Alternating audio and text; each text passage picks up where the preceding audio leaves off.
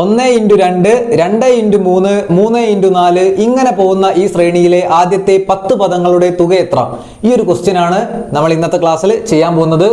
So ഈ ശ്രേണിയുടെ ആദ്യത്തെ n പദങ്ങളുടെ തുക കണ്ടുപിടിക്കാനുള്ള ഇക്വേഷൻ നിങ്ങൾ കാണാതെ പഠിക്കാം.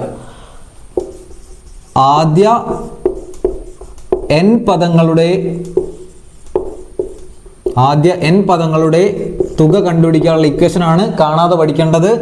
n into n+1 into n+2 whole divided by 3. So ഈ ഫോർമുലയാണ് കാണാതെ പഠിക്കേണ്ടത്.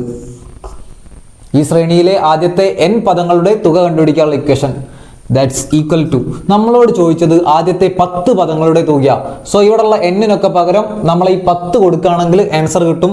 സോ ഞാൻ ഈ കേസിൽ n-ന് പകരം 10 കൊടുക്കാൻ പോവാണ്.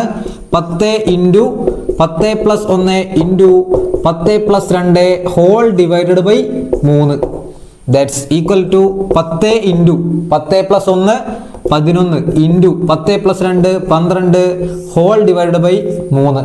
12 3 കട്ടായിട്ട് ആൻസർ 4 വരും. That's equal to 10 into 11 into 4 that's equal to 10 into 11 110, 110 into 4 440. So 440 ആയിരിക്കും നമ്മളെ final answer. So option C ആയിരിക്കും കറക്റ്റ് ആൻസർ.